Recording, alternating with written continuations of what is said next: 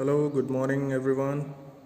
We are back again with remaining chapter of political science, political culture. Yesterday we started this chapter, okay, and today we will try to finish it or will continue, fine. So let's start the chapter. First of all, we will see the recap of the chapter. So in this chapter we discussed about the meaning. We understood about the political culture, that actually the political culture is what in a general form. So we discussed that. First of all, we discussed about the culture. Okay, what is the culture actually? So we saw the common lifestyle and point of view of a normal person is called a culture, and when the culture is correlate with politics is called a political culture. Fine. So the political culture is built by the aptitude, faiths, reactions, expectations, and complete political behavior of the members of that system in any political system. Fine. So this was the meaning of political culture. After that, we studied about the definitions, the different definitions. So first of all, the definition was of Amond and Powell, which were prominently involved to describe the political culture. After that, the definition was seen by us was from Alan Ball.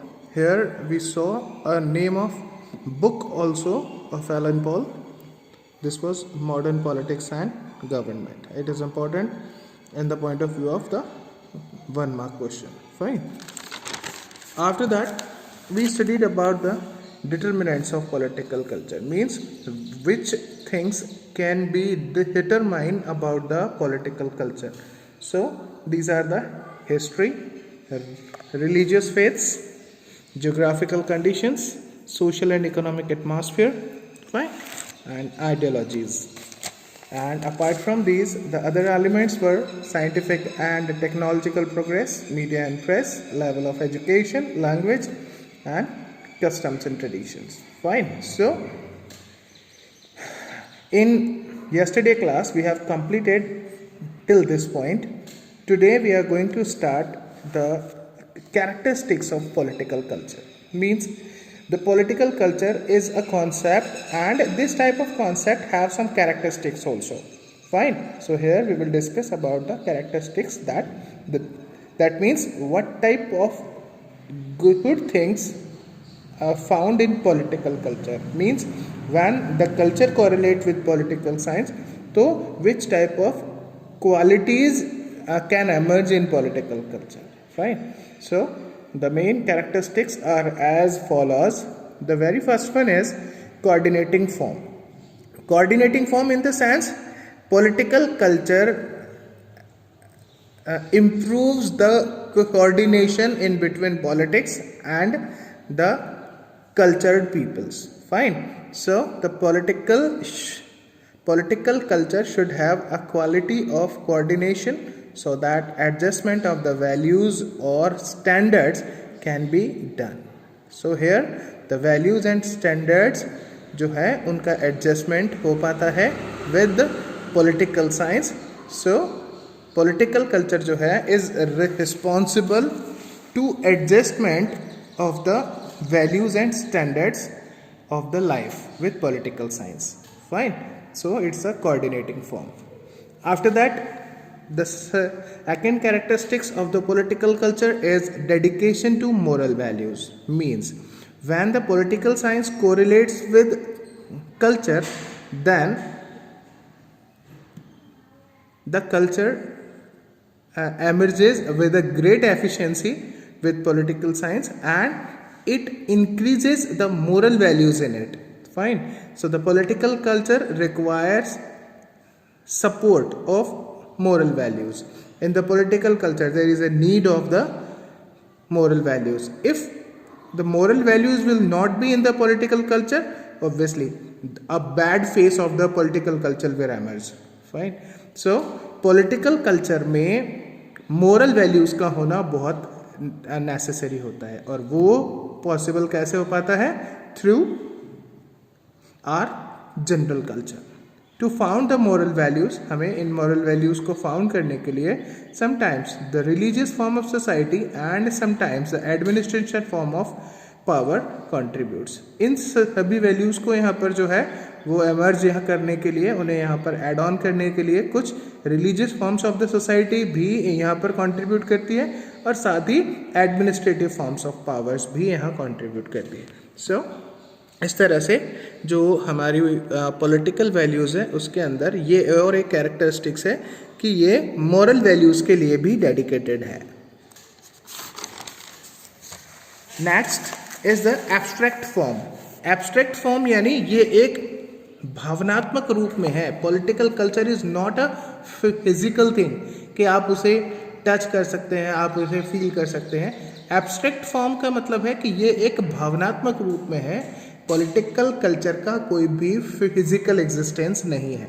When people express their anger which is resulted due to law or action, the mental condition of the people cannot be gauged because the ideas in the mind of people are abstract, which also affect the political culture. Means जो abstract form है, ये जो political culture होता है ये abstract form में होता है। मान लीजिए अगर आपका सिस्टम के अगेंस्ट में अगर एंगर है या आपकी हैप्पीनेस है तो आप उसकी मेंटल कंडीशन उस आदमी की कैसी है आप उसे गैस नहीं कर सकते। क्यों? क्योंकि वो जो सारी चीज़ें होती हैं वो एब्स्ट्रैक्ट फॉर्म में होती हैं और वो सारी चीज़ें कहीं ना कहीं पॉलिटिकल कल्चर को इफेक्ट करती है। कैसे करती है? जैसे कि मान लीजिए कोई भी गवर्नमेंट है, उसका एडमिनिस्ट्रेशन अच्छा नहीं रहा तो in the next elections the government will be removed by the people.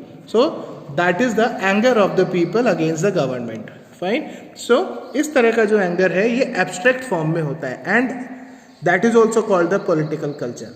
ये कल्चर का ये पॉलिटिकल कल्चर ही है जहाँ पर कि लोग अपनी फीलिंग्स को एब्स्ट्रैक्ट फॉर्म में रखते हैं and at the time of having decisions उस वक्त वो उसे एक्सप्लेन करते हैं और उसे वहाँ पर जो है वो शो ऑफ कर देते हैं। Next the characteristics is dynamic and activeness.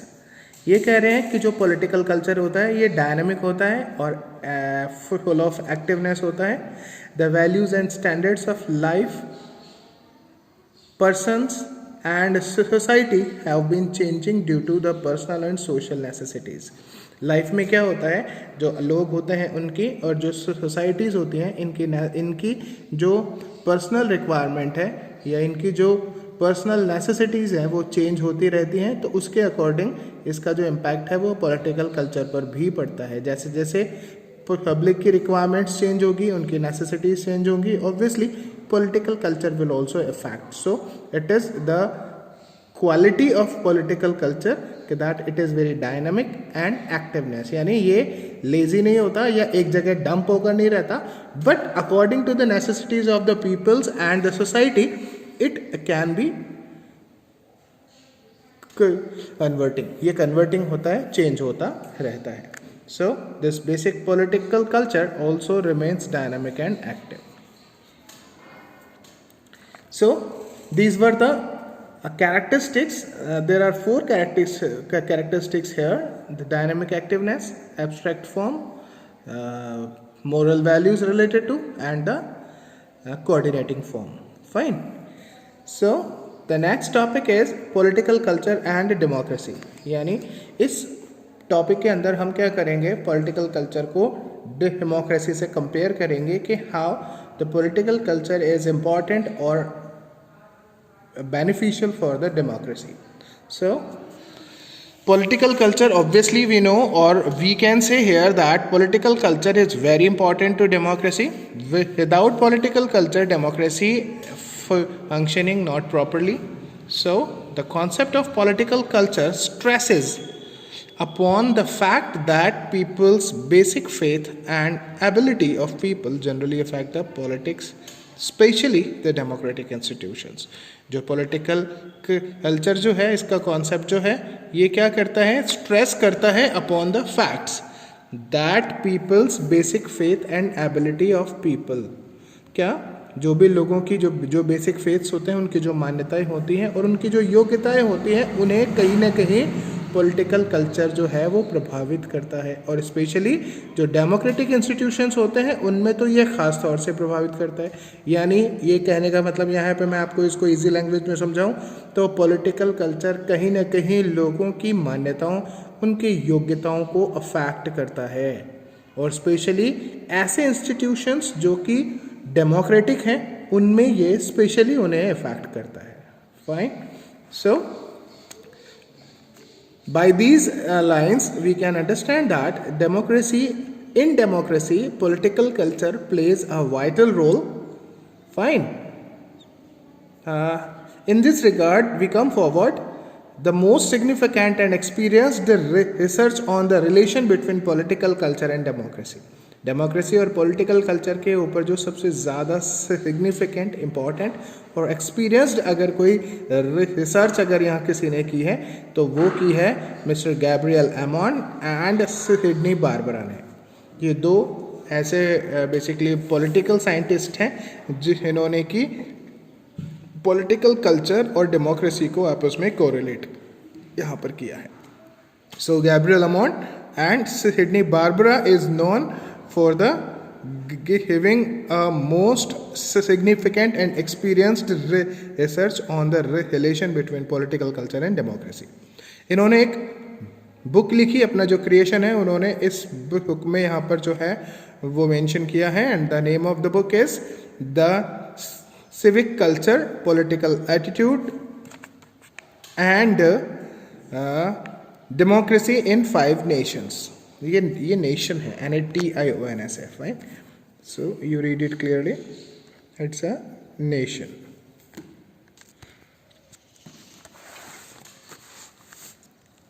They studied the analysis of the effect of political culture on the stability of Britain, Germany, Italy, America and Mexico.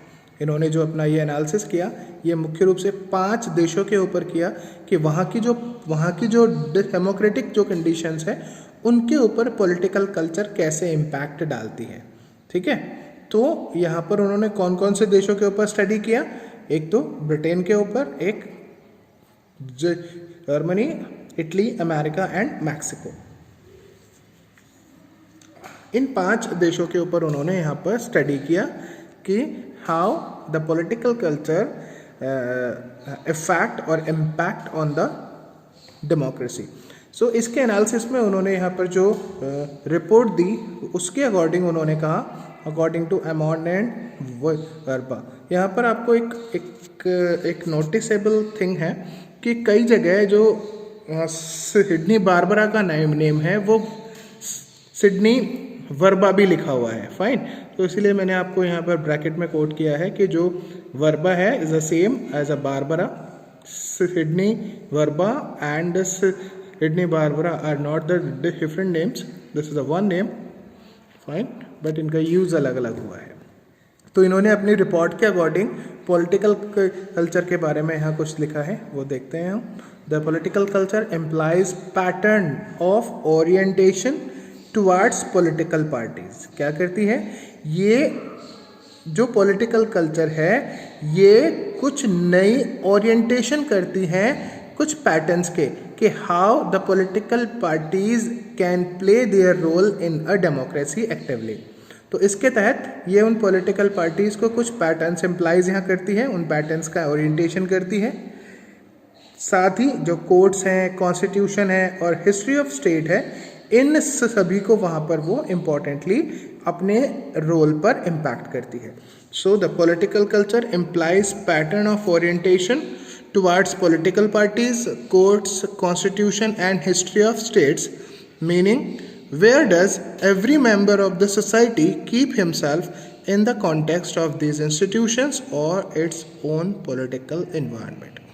इन सभी इंस्टीट्यूशंस को कौन कौन से, पॉलिटिकल पार्टीज, कोर्ट्स, कॉन्स्टिट्यूशन और साथ ही states की जो history होती है, इन सबको कहीं ना कहीं पॉलिटिकल कल्चर इम्पैक्ट करता है, और इसके थ्रू ये सब क्या करते हैं, ये अपना एक खुद का पॉलिटिकल एनवायरनमेंट जो है वो क्रिएट करते हैं, या अपनी जो खुद की पॉलिटिकल थिंकिंग है उसे ये यहाँ पर जो है वो क्रिएट कर पाने में एबल होते हैं through the help of political culture.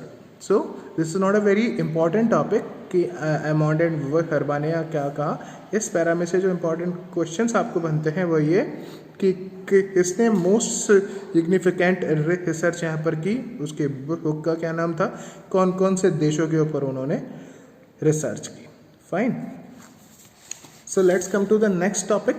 It's a kind of political culture. So according to the research of Almond and Verba, उन्होंने यहाँ पर जो है कुछ यहाँ पर पॉलिटिकल कल्चर के kinds according to the different countries political studies जब उन्होंने अलग अलग देशों की तो वहाँ के अकॉर्डिंग उन्होंने इसके अलग अलग काइंड्स यहाँ बताए, अलग अलग प्रकार बताए.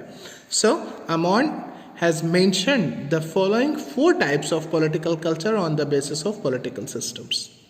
So the very first one is Anglo-American political system. जो पहला इन्होंने पॉलिटिकल कल्चर रखा उसका नाम रखा इन्होंने एंग्लो-अमेरिकन पॉलिटिकल सिस्टम. इस पॉलिटिकल सिस्टम यानी जब इन्होंने वहाँ पर उन 5 कंट्रीज़ को स्टडी किया तो उन 5 कंट्रीज़ के स्टडी पर इन्होंने ये एक कंक्लूज़न निकाला कि यहाँ पर जो है इस तरह से ये जो डिफरेंट टाइप की एक्टिविटीज़ या जो ये डिफरेंट टाइप के इम्पैक्ट्स हैं उनके तहत यहाँ पर अलग अलग political culture in different countries में पाया जाता है. सो उसी के तहत उन्होंने यहाँ पर जो है जो पहला ग्रुप रखा that was Anglo American political system, जिसके अंदर इन्होंने कहा कि ज़्यादातर जो डेमोक्रेटिक पॉलिटिकल जो कल्चर था उसके अंदर स्पेशली जो एम्फेसाइज किया गया वो किया गया हार्मनी को यानी प्रेम सद्भाव को, लिबरल फॉर्म का मतलब उदारवादी विचारधारा, and value based democratic political culture. जो value based democratic political culture है उसे इम्पोर्टेंस दी गई. यानी एंग्लो अमेरिकन पॉलिटिकल सिस्टम का जो बेस था वो था harmonised liberal and value based democratic political culture. और ये स्पेशली कहाँ पाया गया? ब्रिटेन एंड अमेरिका में. फाइन. तो इस तरह से इन जहाँ पर जैसा पॉलिटिकल इन्वायरमेंट पाया गया उसके तहत उन्होंने पॉलिटिकल कल्चर को कैटेगराइज किया. So the first is Anglo American political system. Harmonised liberal and value based democratic political culture is prevailing in Britain and America. देखिए मैंने आपको यहाँ पर इसे समराइज यहाँ करके लिखा है और एक्सप्लेनेशन और जो भी कुछ इसे हम और कैसे एक्सपेंड इसको यहाँ कर सकते हैं तो उसके लिए whenever we will meet in a class then we will discuss in detail about that. वैसे ये भी enough है बट फिर भी यहाँ जस्ट एक इंट्रोडक्शन के रूप में मैं आपको ये बातें बता रहा हूँ. नेक्स्ट थिंग इज और the next kind of the political culture is subcontinental European political system. ऊपर वाला जो एंग्लो अमेरिकन पॉलिटिकल सिस्टम देखा था उसके अंदर harmony, liberal and value based democratic political culture को इंपॉर्टेंस दी गई थी. अब यहाँ देखते हैं यहाँ क्या है. In countries like France, Germany and several sub cultures and political cultures born as a result of violent struggle and evident. इन्होंने कहा कि कुछ ऐसे कंट्रीज जैसे फ्रांस है, जर्मनी है या और भी जो दूसरे जो सब कल्चर्स या पॉलिटिकल कल्चर्स जो है वहाँ पर बेसिकली यहाँ पर जो है ये डेवलप हुए. और स्पेशली इस तरह का जो कल्चर यहाँ पर जो है वो डेवलप होने के पीछे जो रीजंस थे वो थे वायलेंट स्ट्रगल्स का होना. ठीक है. मतलब इन देशों में लोगों को अपने पॉलिटिकल कल्चर को, अपनी थिंकिंग्स को इस्टेब्लिश करने के लिए वायलेंट स्ट्रगल्स यहाँ करने पड़े. फ्रांस की क्रांति के बारे में आपने 9th-10th में पढ़ा होगा. ठीक है. तो उन सारी चीज़ों को यहाँ पर जो है उन्होंने कहा कि फ्रांस और जर्मनी में यहाँ पर जो है कई तरह के कल्चर्स आपको देखने को मिलते हैं. Several sub cultures and political cultures आपको यहाँ देखने को मिलते हैं. और उसके पीछे जो मुख्य कारण है वो ये है कि वहाँ पर कई वायलेंट स्ट्रगल्स हुए. उनके कारण ही यहाँ पर जो है आपको अलग अलग तरह के पॉलिटिकल कल्चर देखने को मिलते हैं. So the second type is subcontinental European political system. Next is non-western और east industrial political system. इसके तहत several eastern settlements of Asia and Africa where industrial and economic development and democracy are still is nascent and undergone stage. इसमें हम वो category रख रहे हैं जो कि नॉन वेस्टर्न कंट्रीज़ हैं या ईस्ट इंडस्ट्रियल पॉलिटिकल सिस्टम्स की बात कर रहे हैं, जिसमें स्पेशली एशिया और अफ्रीका कंसीडर होता है। यहाँ पर आज भी इंडस्ट्रियल और इकोनॉमिक डेवलपमेंट जो है वो बहुत ही ज़्यादा नहीं है, बहुत ही नेसेंट है, बहुत ही लिमिटेड है और बहुत ही अंडर ग्रोथ पे है। तो यहाँ पर इस कैटेगरी में जहाँ पर पॉलिटिकल कल्चर ज़्यादा इंपॉर्टेंट नहीं है, बिकॉज वहाँ पर जो एक बेसिकली जो डेवलपमेंट का लेवल है वो बहुत ही कम है। सो इन द थर्ड कैटेगरी जो है वो एशिया और अफ्रीका यहाँ पर आते हैं, जो कि एक तरह से इकोनॉमिक डेवलपमेंट में काफ़ी पीछे हैं और वहाँ पर जो है डेमोक्रेटिक स्टेटस भी इतना ज़्यादा इम्पॉर्टेंट जो है वो नहीं हुआ है। And the next one is totalitarian political system. Totalitarian political system means completely non democratic political system, यानी जहाँ पर कि किसी तरह की डेमोक्रेसी के कोई चांसेस नहीं है।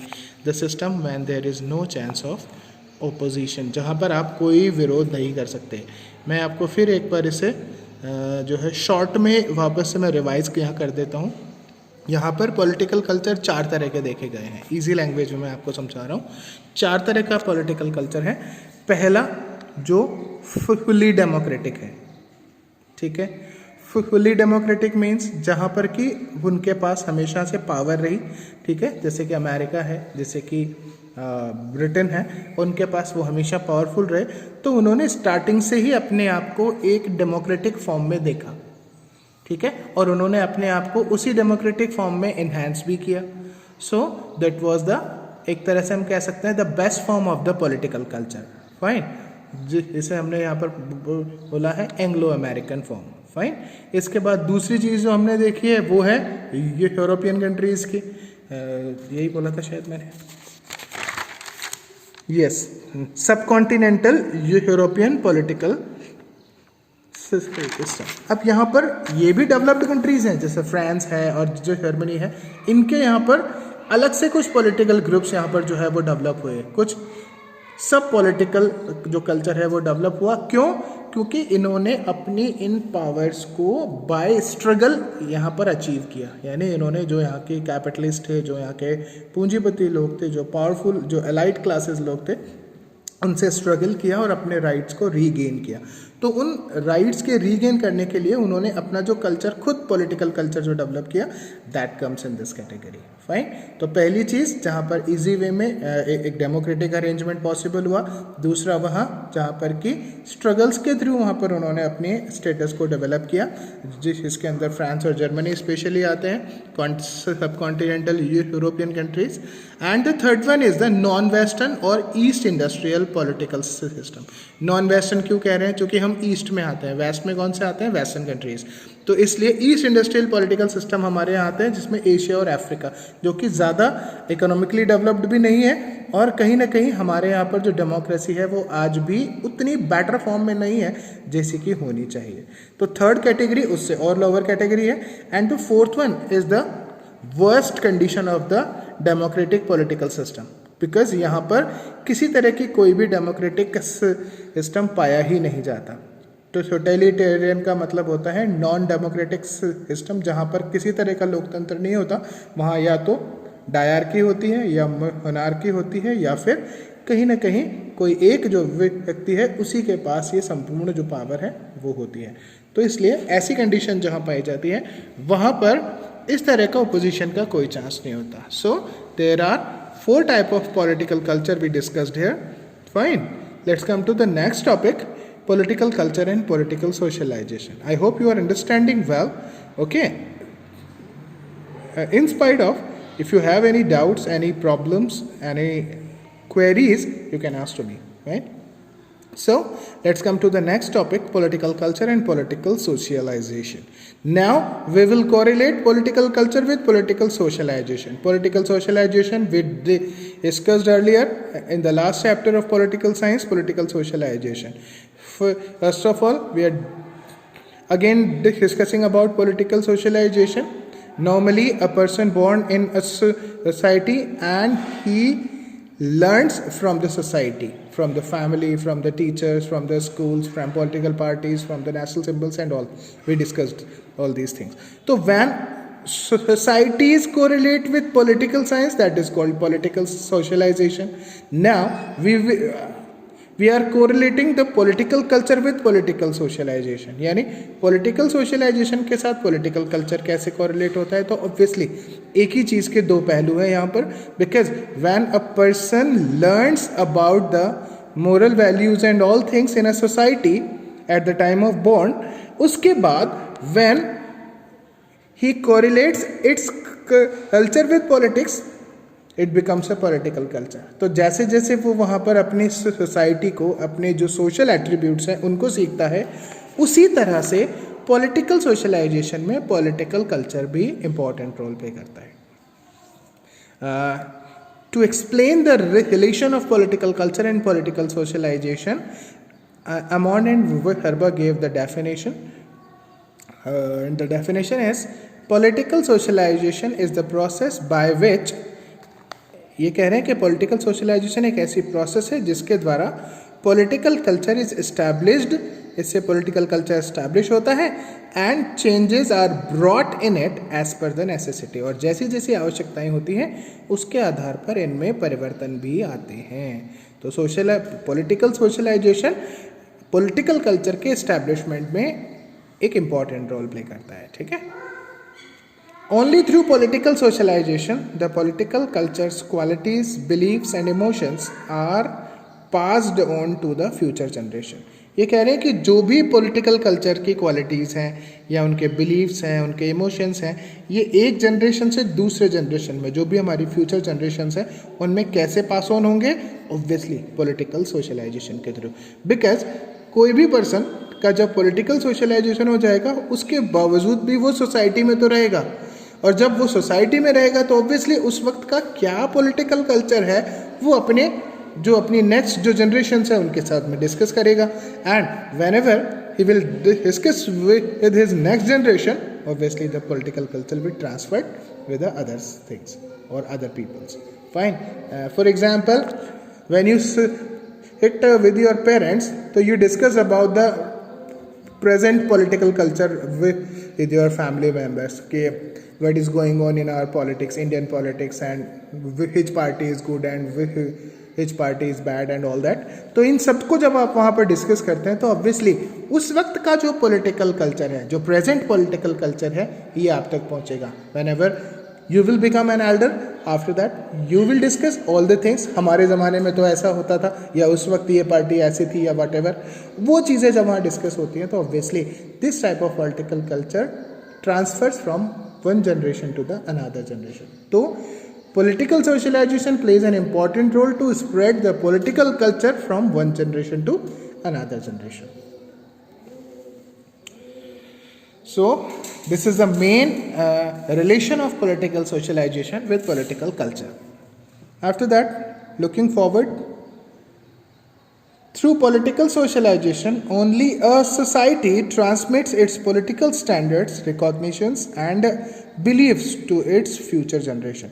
इसी political socialization के थ्रू कोई भी society अपने political standards को, अपनी पहचान को, recognition means अपनी पहचान, and beliefs अपनी जो मान्यताएं हैं उन्हें अपनी फ्यूचर जनरेशन में इंस्टिल करती है, वो उसमें उनको ट्रांसमिट कर सकती है.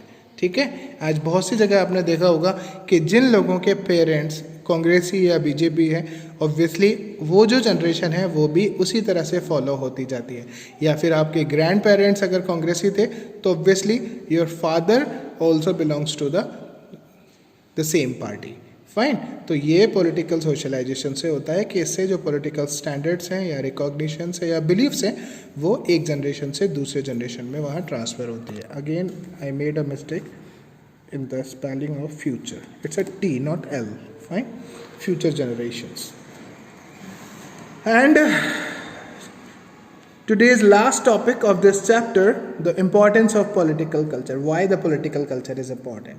So in earlier of this chapter we discussed a lot of importance of political culture related to political socialization, related to democracy. So it plays an important role in a democracy also, and it plays an important role in a political socialization also, because in a political socialization political gives a latest updates for the society.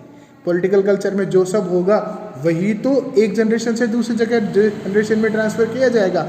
अगर political culture अगर available नहीं होगा, अगर वो changes वहाँ नहीं होंगे politics में, तो ऑब्वियसली हम क्या ट्रांसफ़र करेंगे आगे जो हमारी जो जनरेशन होगी. So these changes are brought by the political culture and it is transferred to the next generation by the political socialization. Understood? Okay. So let's start the last topic, importance of political culture.